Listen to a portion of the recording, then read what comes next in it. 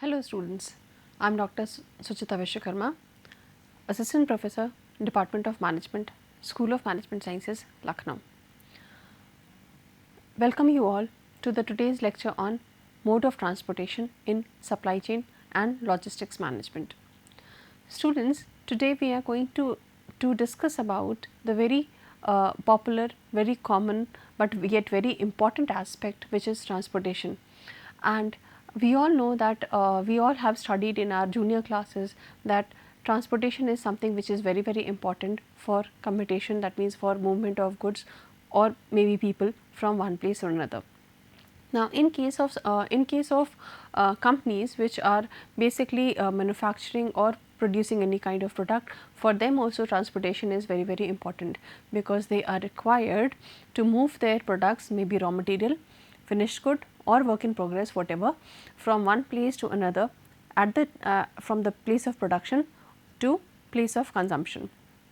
So, over here transportation plays a very important role, and why transportation is so very important is the another reason of it is transportation is something which incurs a lot of cost in supply chain and logistics management.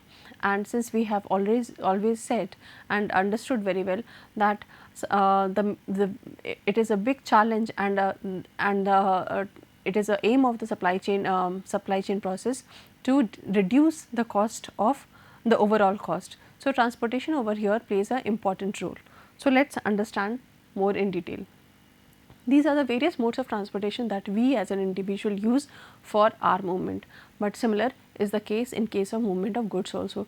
That means, mode of transportation for goods also are through road, rail, air, water and also pipelines. So, let us understand one by one about all these modes of transportation, and we would also discuss the advantages and disadvantages, and we would also discuss that which mode of transportation is more beneficial for which particular kind of company. So, coming to the first mode of transportation, that is the road mode of transportation. The road mode of transportation basically talks about the various kind of vehicles that can be used for movement through roads. So, the most popular one is in this is the truck movement. That means, the most of the goods or inventories are moved from one place to another by the use of trucks or lorries. The basic advantage of road mode of transportation is that it is relatively low in cost, and since roads are the basic infrastructure provided in any country and has a lot of accessibility, that means that means roads are something which reaches to even a smaller village, town or place. So, any company which is dealing in any kind of product can reach to its customer even at a remote location through road network. Scheduling and tracking these road transportation is also quite convenient through the use of various information technology advancements today, like GPS, ERP, etc. Then consignment can be more secure and private, because the truckload usually contains the loads from one particular shipper or one particular company or manufacturer, and so the consignments are comparatively smaller in size, and that is why they are more secure, because no one else will open it apart from the customer who is intended to open it, and it is very private. So, nobody has any there would be no intervention from any other player. But then this has lot of disadvantages too. The disadvantages are that in long term overland distances, the truck mode of commutation is not very favorable. For example, if in India, if I am talking about, if I have to transport certain goods from, let us say, Jammu and Kashmir to Chennai, then obviously road mode of transportation is not very favorable, because of the long distance from Chennai to Jammu. Then traffic delays and breakdowns. Obviously, every country has certain rules and regulations related to the movement of people and vehicles on road, and usually these bigger these trucks which are carrying the inventories are not usually allowed to enter into the main city areas during the day hours. So, that may leads to lot of traffic delay, and even in case of any any road problem or a road infrastructure problem, then also there can be a breakdown to the smooth process, to smooth movement of inventory through this particular mode of transportation. There is a risk of goods being damaged also in case of road transportation, because if the roads are not of good quality, then that may lead to the jerk and may lead to damage to the property, that means the inventory. Toll charges are also quite high in some countries, so that also increases the cost of transportation in case of road transport. And the companies also need to abide by and adhere to the different traffic rules and regulations of different countries. So, these are the various advantages and disadvantages, but over here you also must understand that when the inventories are carried or transported through trucks, then the companies do have the flexibility of sending the inventory through the two options, that means have a choice to choose from the two options, that is the full truckload and the less than truckload. That means basically that if a company is sending a particular shipment to any particular customer, and if they have if the demand is of a larger quantity, then obviously they can choose for the full truckload. But if in case I have to ship certain products which do not occupy that space and which do not require that space and volume, then obviously using the full truckload will be more costly affair, and I may not intend to do the payment for the full truckload, and in that case I may opt for less than truckload shipping kind of transportation method. So, let us understand these two concepts in more detail. So, truck shipment basically is for for a larger amount of homogeneous products, in which the complete shipment is of one company or one owner, and and the recipient is also usually one or maybe two. That means I have complete sense of security and privacy for all the goods that I am sending. A truck carrier in a trucking company usually gives a contract of full truckload or the truckload to one single customer only. So, that is the kind of advantage of having a full truck shipment. While in case of less truckload shipment, the size of the freight is obviously small, and so I would be consuming only part of the truckload, that means maybe one half or one third or so, and so that helps me to pay the charges for the amount or the volume of the freight that I am moving through the particular truckload. But then the disadvantages are that this may also lead to delay, because the truck will be moving to 2-3 destinations in order to unload the various kind of inventories to the different buyers. Moving ahead, now let us talk about the rail mode of transportation. The rail mode of transportation also has certain advantages. The first and the foremost advantage is the fuel efficiency. That means since rail mode of transportation in case of logistics are quite long, and very long trains do carry these inventories. So, the fuel there is a lot of saving on the fuel part. Manpower is also less required, because obviously everyone will be carrying this particular railways will be responsible for carrying the products from one place to another. So, there is no special guards or security people that would be required, which would obviously be required in other kind of mode of transportations. Land use efficiency also, because as these rail tracks are usually located at the outer part of the cities, and so the land use is also less.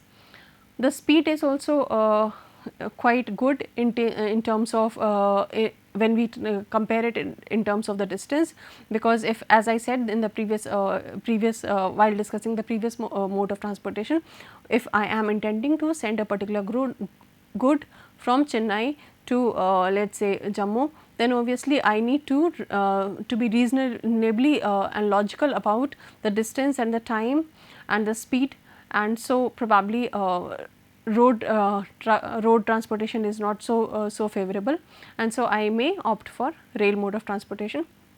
Safety is also quite high in case of rail, while the disadvantages are that the cost and maintenance is high, there is a lot of inconvenience and inflexibility, expensive than road transport. Mechanical failures or industrial failures or disruptive services may lead to increase of cost also. Over here you need to understand, students, that in case of rail mode of transportation, the company cannot obviously come down to near the railway station, and so the company would be obviously require road mode of transportation to ship or move the inventory from the point of production to road mode to railway station, and then obviously that particular cost does adds up in rail mode of transportation. And then obviously the first mode would be road, and then obviously the company would be then sending or loading the inventory to through the railways.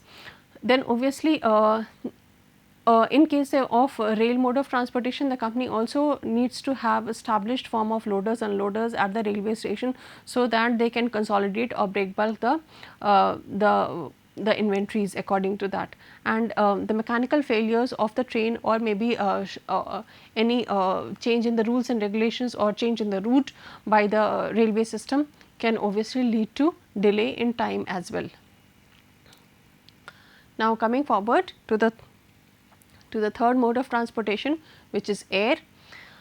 Air is obviously the fastest and the speediest mode of transportation, but then the problem is that in case of air mode of transportation, a very narrow range of products can only be moved from this, because of the lesser space and high cost involved in case of air mode of transportation. However, the air mode of transportation is considered to be very safe, and if whenever a company is moving any product through air mode of transportation, then obviously there is a less requirement of packing it, or maybe there is less requirement of any special kind of facility which is required for the safety and security purpose. So this is something very good for movement of any sensitive kind of product. However, the disadvantages are obviously, first is the cost, then the fuel and the currency surcharges. When the inventories are moved from one country to another, then the currency surcharges and the fuel charges are very high. That adds up to the complete mode of transport, cost of mode of transportation. Taxes are also high, that also adds to the cost of transportation. The flights or the flights can be delayed or cancelled because of the weather changes or such kind of things, and that also may lead to delay in time despite being fast and frequent. Now coming to the another mode of transportation, which is water.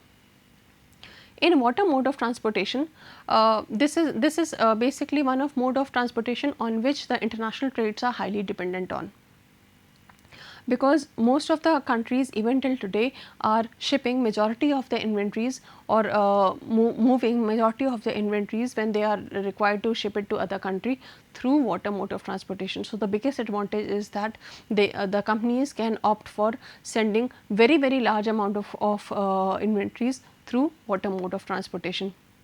The cost is also very less in comparison to air, road and railways, and obviously the products can be sent more conveniently. However, the disadvantages are that there is a lot of delay time, because the water mode of transportation is quite slow in comparison. The speed is very slow in comparison to other three modes that we had discussed earlier, and so there is a lot of delay time. So if in case a company is actually looking forward for moving any kind of product which may get obsolete during the phase of transit, so the company may rethink about the mode of transportation. In that case, they should not opt for water mode of transportation. The water mode of transportation is also very limited to geographical areas, because for water mode of transportation the yard or the dock should be near to the sea area or maybe the river area. Usually in majority of the cases it is sea area only. So any of the city or country which is near to the has a coastal region can only opt for this mode of transportation. Moreover, there is a lot of inflexibility in terms of routes and time tables, because the companies will have to adhere to the timelines by the water transporters, and there is lesser frequency of these larger ships, and so they will have a lot of, I mean, the companies will have to face a lot of waiting period. Moreover, tracking of goods is also very difficult and takes a lot of time in case of water mode of transportation.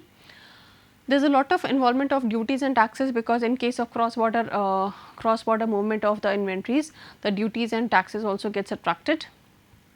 And further, transportation overland would also require, as was in case of air also, and as it was in case of railways also, that overland transportation would obviously require road mode of transportation. So, water mode of transportation cannot be opted in isolation, it has to be clubbed with any other mode of transportation. It may be air or it may be road. Now, moving ahead, the next mode of transportation is pipelines. Pipelines are very advantageous for movement of certain kind of products like liquids and gases. They are laid down usually by the government or by the company, and they are usually underground, and so there is no restriction on the movement of goods because of the traffic or any such kind of things, or maybe due to the dynamicity of the natural environment, and so it is very less energy consuming also. The pipeline mode of transportation needs a very less maintenance, and once installed, once fixed, once laid, then obviously the movement of inventory is in a very smooth process for a very long period of time. Pipelines are usually considered to be safe, accident free and environmental friendly too. However, there are a lot of inflexible disadvantages also. The disadvantages include, the first disadvantage is inflexibility. That means the pipelines once laid cannot be shifted and cannot be stretched further to any new customer who has demand for any liquid or gaseous material. So, once fixed, the route will remain the same. The capacity can also not be changed, because whatever the capacity has been set at the time of installation or laying down of the pipelines, it will remain same. So that may lead to various challenges also in future. And it is difficult to have a security arrangement for pipeline, because if in case any of the person intentionally tries to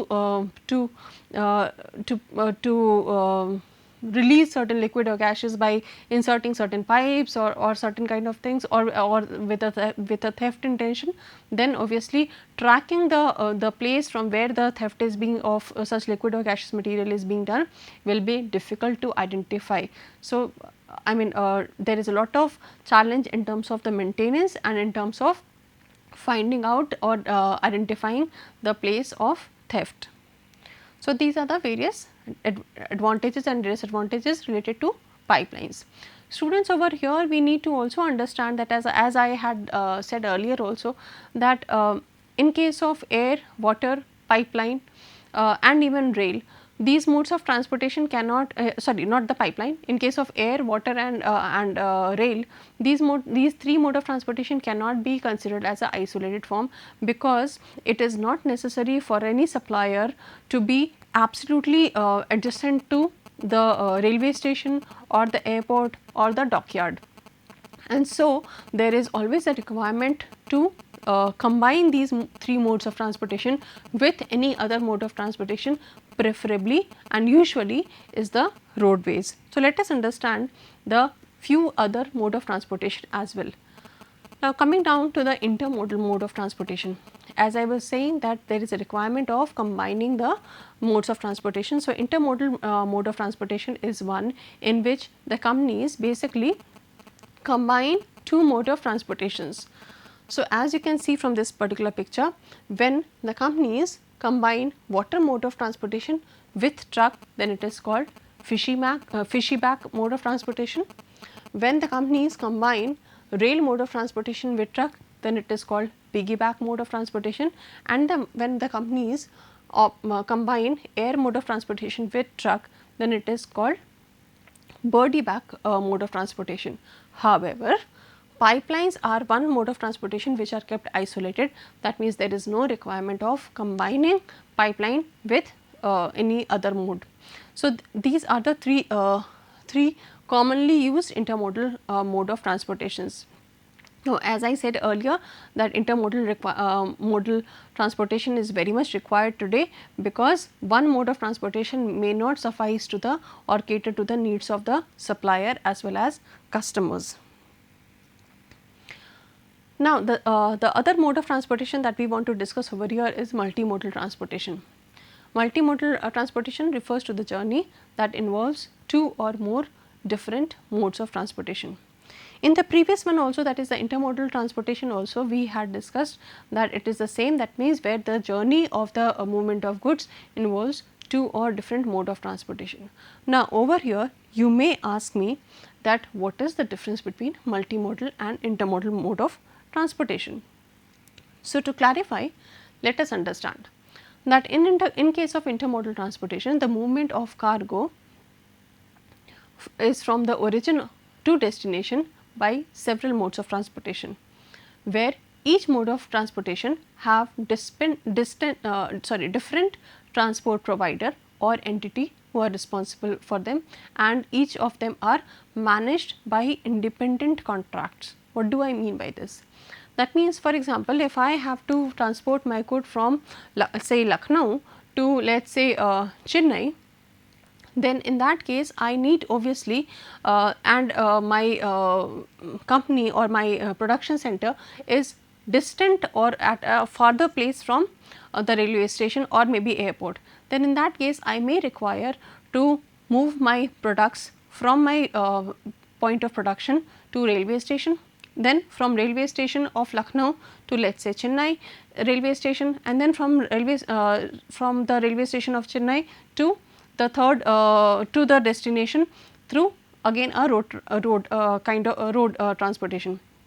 Now, over here if you see that I am requiring 3 transporters, that means which includes 2 trucks and 1 railways.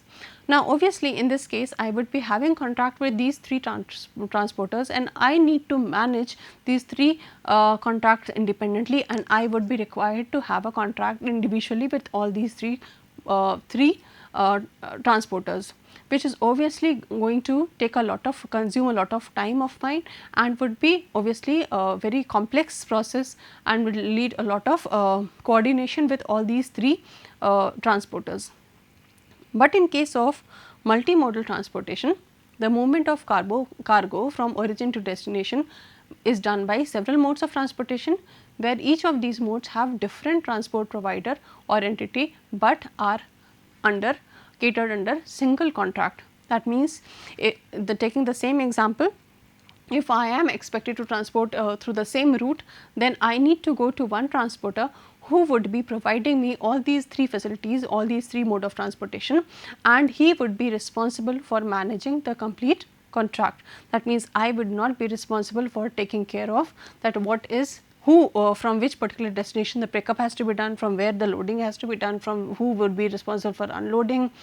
In all the contracts, all the facilities that I am looking forward would be clubbed under one single contract, and so I would save on the headache and the time consumption that may be incurred in managing this complete movement of goods. So, multimodal transportation obviously has advantages over intermodal transportation. However, multimodal mode of transportation is slightly expensive also in comparison to intermodal mode of transportation, but then company can always choose and trade off between the cost and the benefits.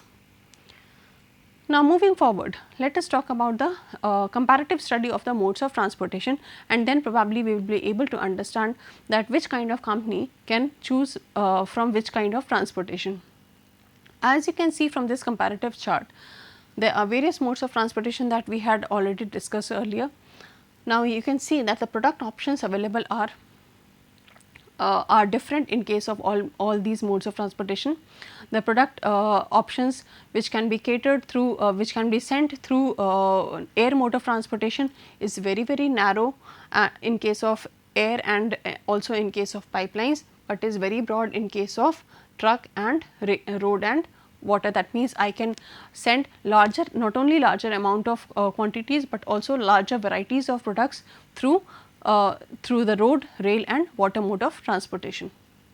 Now coming to the speed, as we had discussed earlier only, that the slowest speed is of water, pipe and pipeline, while in case of air the speed of movement is quite fast. The accessibility is also very good in case of road mode of transportation, but is poor in case of air and pipelines. The cost is very high in case of air mode of transportation, while moderate in case of truck and low in case of rail, water and pipeline. Coming to the capacity, obviously the capacity of water mode of transportation is the highest, very high, and pipeline also, in pipeline also the capacity is very high, but very low in case of truck, because in roads, because I need to send the products at through one single truck at one go. And then the intermodal capacity also, as we had discussed, that the intermodal capacity is also very high in case of truck, but is low in case of pipeline, the lowest in the case of pipeline and moderate in case of air. So, these are the various benefits and advantages of or the advantages of various modes of transportation, and depending on the various benefits that the company is looking forward while the process of movement, they can have a choice of which mode of transportation. For further understanding, you may refer to these books and these text materials. Thank you.